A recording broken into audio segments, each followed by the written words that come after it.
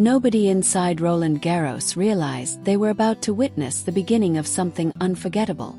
Not the commentators seated high above court Philippe Chatrier. Not the photographers crouched beside the baseline waiting for routine highlight shots. Not the thousands of fans packed into the stadium expecting a competitive match that would eventually tilt toward the favorite. And certainly not Eva Jovic herself. She walked onto the red clay with the confidence of a player who believed she understood exactly how the afternoon would unfold. The 17th seed. One of the brightest young names in American tennis. Powerful, composed, rising fast. Everything about the pre-match conversation pointed toward her. Alex Eala was supposed to be another step forward. Another name crossed off the draw. Another talented player not quite ready for this level. But tennis has always loved destroying certainty.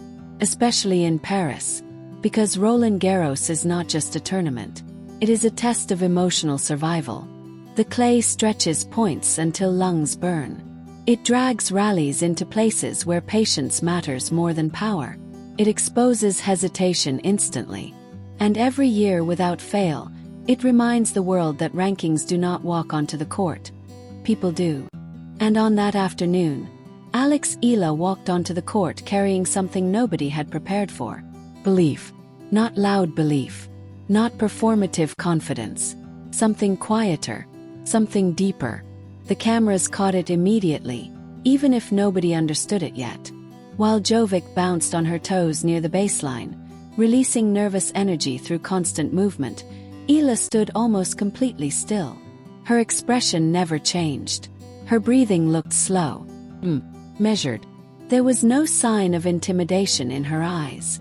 No sign of awe. No sign that she believed she was standing across from someone she was supposed to lose to. That was the first warning.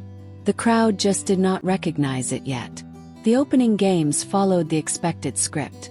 Jovic struck the ball cleanly, confidently, with a kind of aggression that had pushed her into the upper tier of women's tennis. Her forehand exploded off the clay. Her footwork looked sharp. The stadium responded with polite applause, the kind reserved for favorites handling business early. Everything felt normal. Until Alex Eala stepped up to serve. Her first serve landed hard into the corner. Not reckless power. Precision. Purpose. Jovic got her racket on the return, but the timing looked slightly late. The ball floated shorter than expected. Eala stepped forward immediately and drove a backhand deep into the opposite corner. 1 point. Nothing dramatic. Except moments like these are rarely isolated. Sometimes an entire match reveals itself through tiny details long before the scoreboard changes. And something about that exchange felt different. The next few games unfolded like a puzzle slowly turning against the player expected to solve it. Every time Jovic increased the pace, Eala redirected it. Every time the American tried to control rallies through power, the Filipina answered with angles that pulled her out of position. The movement was what stunned people first. Clay rewards balance and patience, but Eala moved across the surface with an ease that made difficult shots look strangely natural. She slid into corners, recovered instantly, and reset points before Jovic could finish constructing them. The commentators started changing their tone. First it was subtle. Interesting start from Eala. Then, she's absorbing pace extremely well. Then a few games later, Jovic may have expected shorter rallies today. The crowd noticed too. Sports crowds always sense emotional shifts before they fully understand them intellectually. You could feel it spreading through the stadium point by point. People leaned forward. Phones lowered. Whispers turned into focused silence. And for the first time all afternoon, Eva Jovic looked uncertain. Happened between points. Only a second or two. But cameras catch everything. She walked toward the baseline, bounced the ball once, then looked across the net with an expression that did not belong to someone fully in control anymore. Not panic. Not fear. And doubt on clay is dangerous. Because clay extends every conversation happening inside an athlete's mind. There are no quick escapes. No fast points to hide inside. If uncertainty enters your game in Paris, the surface forces you to sit with it. Alex Eala, meanwhile, looked untouched by the occasion. That was what made the entire performance feel so unsettling. Young underdogs are supposed to rush under pressure. They speed themselves up emotionally. They try to force moments before they disappear. Eala slowed everything down instead. Every walk back to the baseline felt deliberate. Every pause between serves looked controlled. Every breath appeared intentional. It was the composure of someone who had already imagined this moment 1,000 times before it arrived. Midway through the first set came the rally that changed the crowd completely. 20 shots, then 25, then 30. Jovic attacked repeatedly, trying to open the court with heavier forehands, but Eala kept extending the exchange, retrieving balls that looked unreachable, turning defense into neutral positions, then suddenly into offense. The final shot came almost without warning. Jovic hammered a forehand toward the sideline, expecting either an error or a defensive reply. Instead, Eala sprinted wide, planted her feet at full stretch, and whipped a backhand down the line that painted the baseline by inches. The stadium erupted. Not polite applause anymore. Real noise. The kind that rises involuntarily from people when they witness something their brains are still trying to process. Jovic froze where she stood. She looked toward the mark on the clay, then toward her box, then back at Alex Eala. And in that moment, the atmosphere inside Philippe Chatrier changed completely, because now everyone understood the same thing at once. This was real. Alex Eala was not surviving this match. She was taking it over. The first set ended with a scoreboard showing something few people inside the stadium expected to see. Eala had won it. Not through luck, not through collapse, through control. The reaction inside the arena carried a different kind of energy now. Disbelief mixed with excitement, shock mixed with admiration.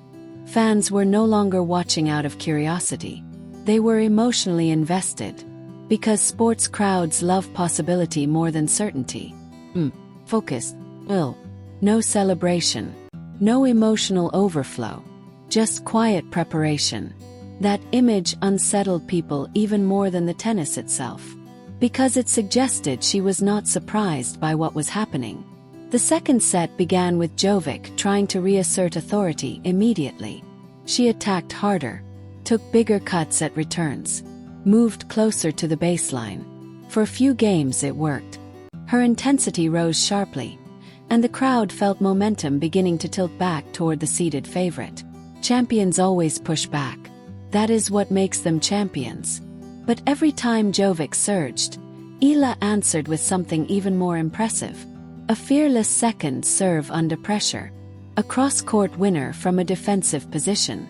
Perfectly disguised drop shot. A passing shot struck on the full run. The American's frustration started revealing itself through small details. A slower walk to the towel. A glance toward her box after missed forehands. A muttered sentence at herself between points. Individually, none of it looked catastrophic. Together, it told a story. She was searching for solutions and not finding them. Then came the rally that people would replay for days afterward. Started brutally fast. Heavy ground strokes from both sides. Jovic trying to force errors. Eala refusing to give her rhythm. The pace increased with every exchange until the entire stadium seemed to stop breathing. Then Jovic unloaded a forehand into the corner with enough power to end almost any point on earth. Eala somehow reached it, off balance, sliding, nearly falling. And from that impossible position, she redirected the ball down the line for a clean winner. The sound inside the stadium became deafening. Not cheering. Detonation. Jovic stood motionless at the baseline, staring toward the sideline where the ball had landed. 1 second. 2 seconds. 3. Long enough for everyone watching to understand what she had just realized. Alex Eala was not waiting for this moment to end. She intended to win it. The second set pushed deeper into tension. Every game felt heavier than the last. The pressure inside the stadium became almost physical. And still, Eala's composure never cracked. That was the most extraordinary part. Not the shot-making, not the movement, the emotional control. Point after point, She looked like someone completely at peace inside chaos. When the final games arrived, the atmosphere inside Roland Garros no longer resembled an ordinary second-round match. It felt historic. Fans stood during rallies. Strangers grabbed each other's arms after winners. Commentators abandoned statistics and started speaking emotionally. Everyone sensed they were watching a breakthrough happen in real time. And breakthroughs are rare enough that people recognize them instinctively. The final service game arrived. 1 game away. 1 moment away. Eala bounced the ball slowly at the baseline. Once. 3 times. Then she served. An ace down the center line. The crowd exploded. 15-love. The next rally stretched endlessly before Eala ended it with a fearless forehand winner that clipped the line. 30-love. Now the noise inside the stadium carried nervous excitement. People wanted this moment to happen almost as badly as she did. The third point became a physical war.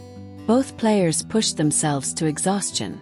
Jovic fought desperately to stay alive. Eala matched every shot. Then finally forced the error. 40-love. 3 match points. The stadium fell into an almost eerie silence. Because suddenly everyone understood exactly how close they were to witnessing something unforgettable. Eala stepped to the line again, bounced the ball, looked forward, served wide. The return floated short. And Alex Eala stepped forward into the biggest shot of her career. Her forehand exploded down the line. Clean. Final. Unreachable.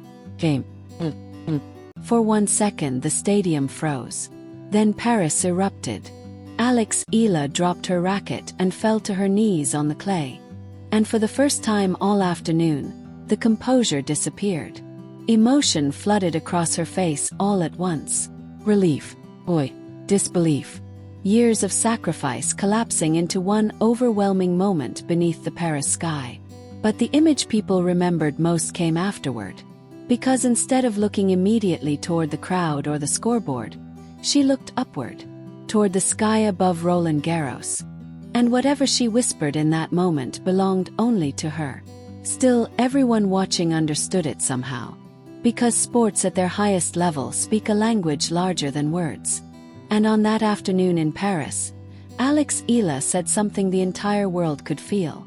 The conversation started instantly afterward. Was this one of the greatest upsets Roland Garros had seen in years? Absolutely. But a bigger question followed behind it. What if this was not a miracle? What if this was an arrival? Because there are performances athletes produce once in their lives. And then there are performances that announce a future.